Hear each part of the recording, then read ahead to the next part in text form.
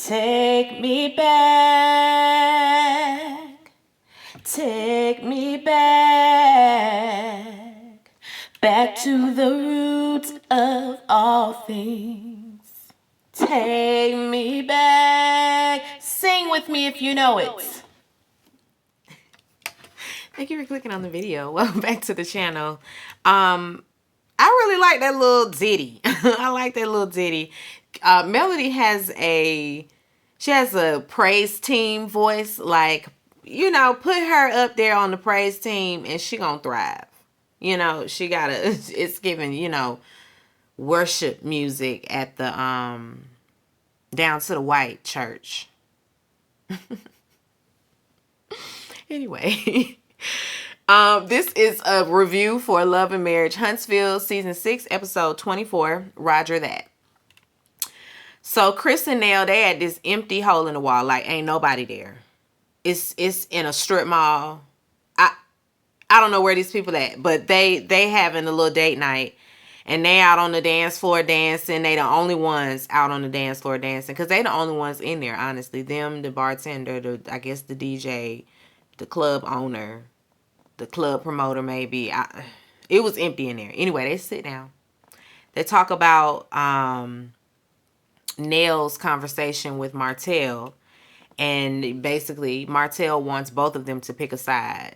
And he said that to both of them. He said that to Chris, and he's also recently said that to Nell. She gonna add, of course, he got loud with me. And that really upset me. Girl, you didn't go home and tell your man that you got into it with Martell? You wasn't that mad.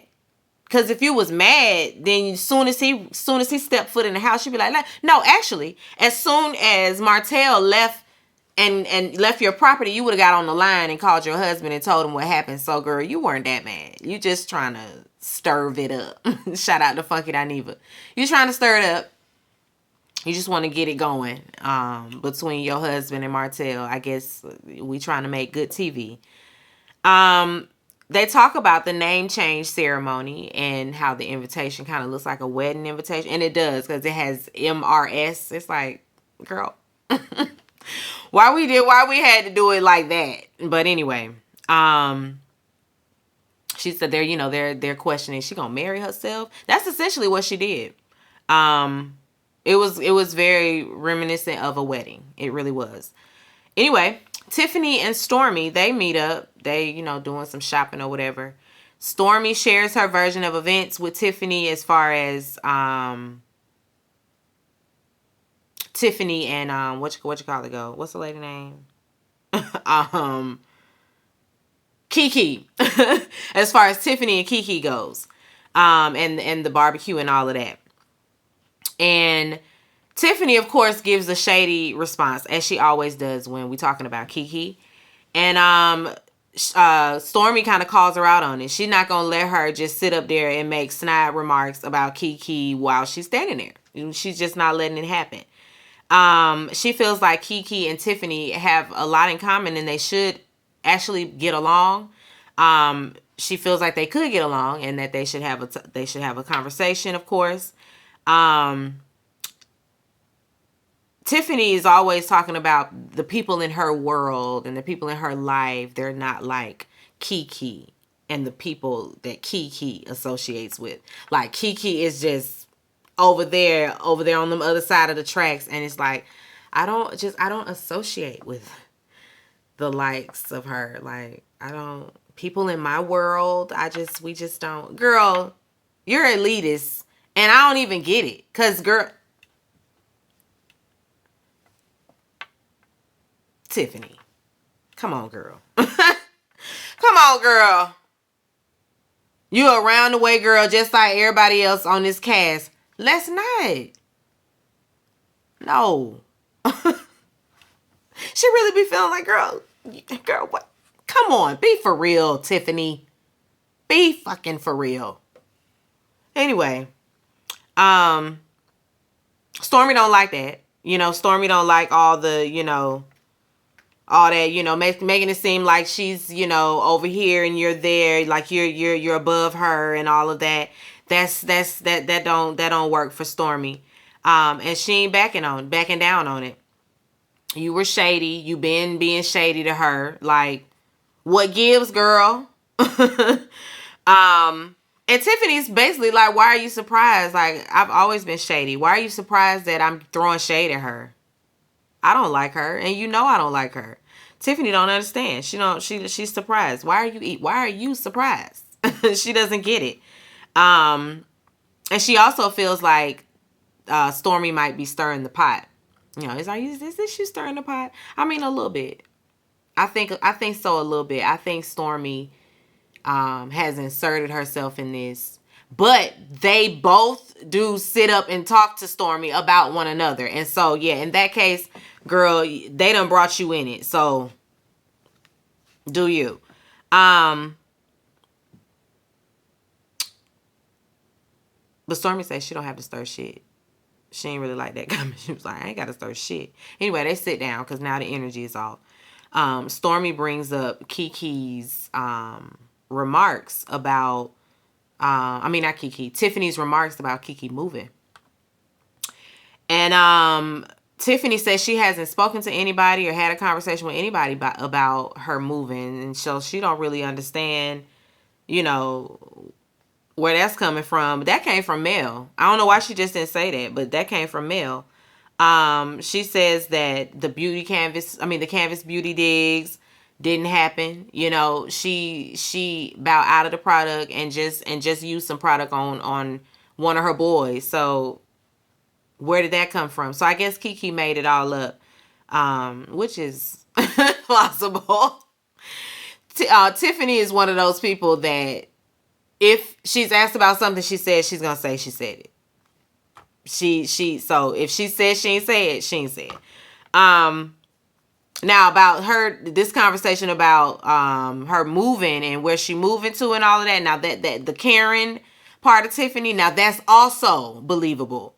So I just don't know. I guess it'll come out in the wash.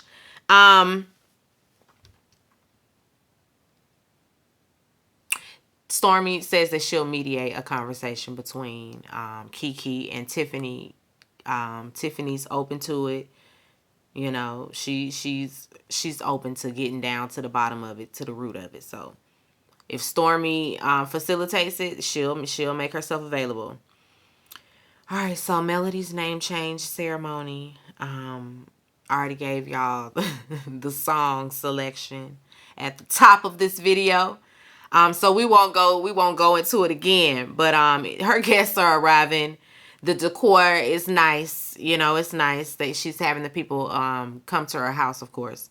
Her mother comes in happy. She's proud of her, all of that. Mel really does look beautiful. Like, she looks, just refreshed and just, healed.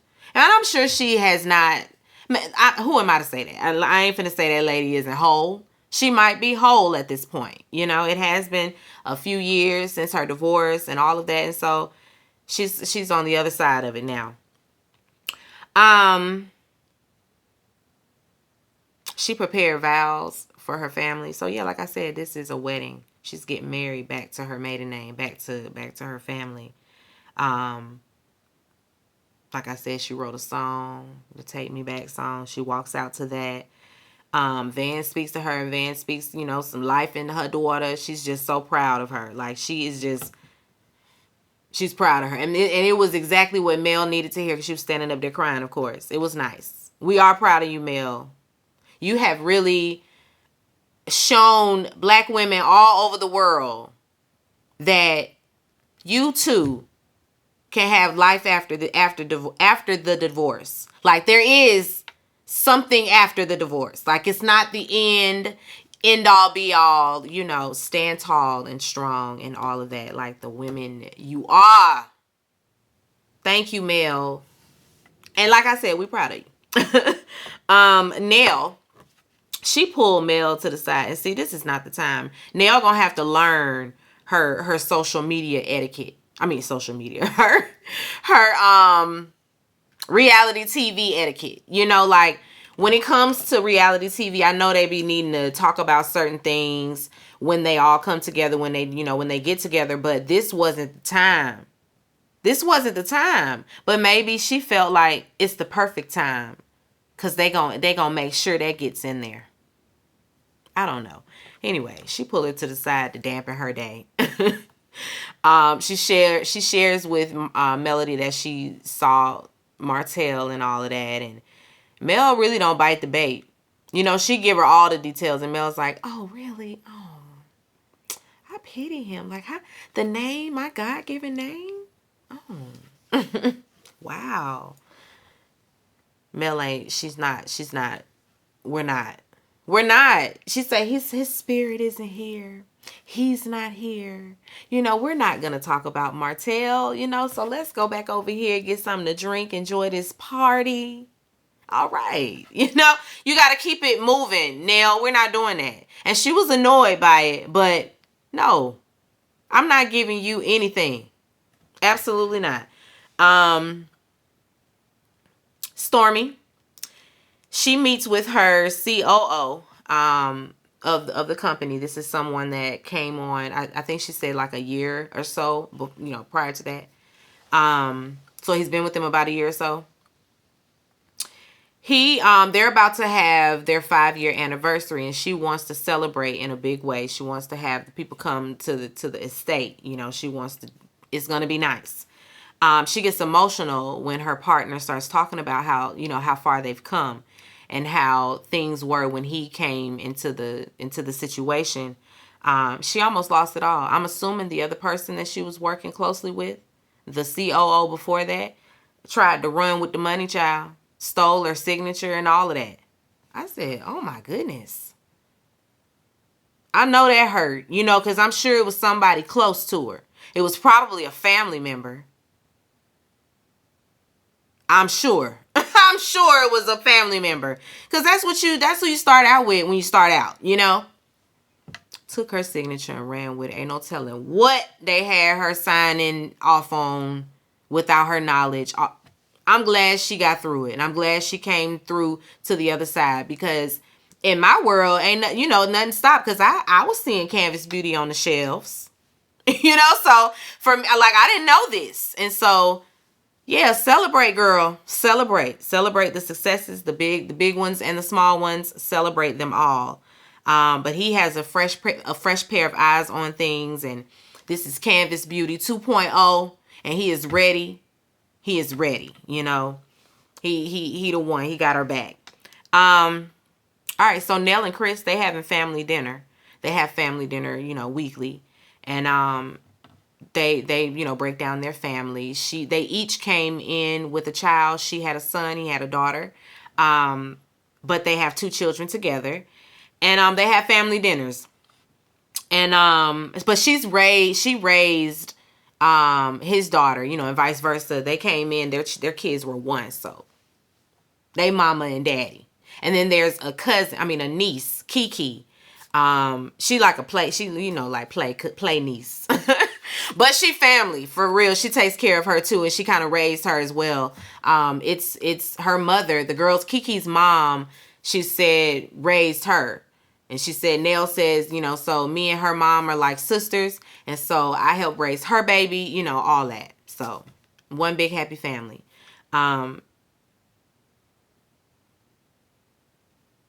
Kiki used to work for Nell, and she had to fire her. I don't know why, we didn't get into it, but she had to fire her. And Chris was telling her, well, you know, after you fired her, she got a job, and then she got fired again. And so Nell is like, what? So she ain't working? She don't have a job? When they sit down to dinner, of course, Nell want to know why all the kids go to daddy first. They always going to Uncle Daddy and Daddy. They always go to him like he cool or something. She don't really appreciate that. And Nell in this scene was very played up. Like, she was being dramatic. Like, doing a lot for the cameras. It was obvious that she was doing it for the cameras. And it doesn't come off natural, Nell. So I'm going to need for you to just have natural interactions with your kids from this day forward, if you choose to bring them into the fold. Because these unnatural reactions and these unnatural, you know, reactions that you're giving us, You look crazy.